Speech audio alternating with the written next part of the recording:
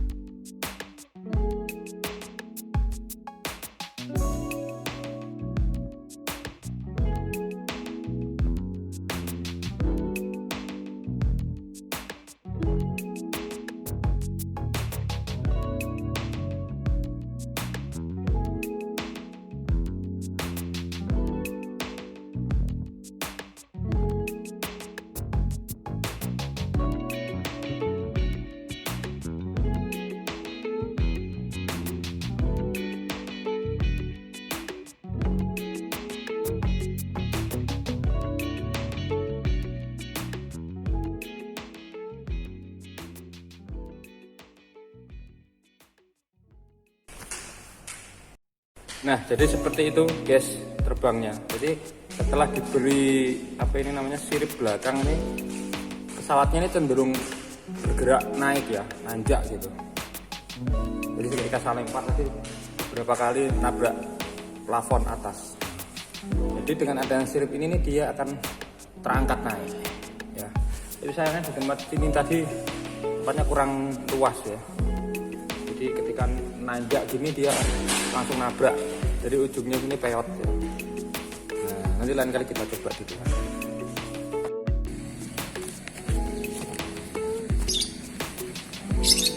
Nah, kita akan coba pesawat ini diberi kayak apa. Semoga kelihatan.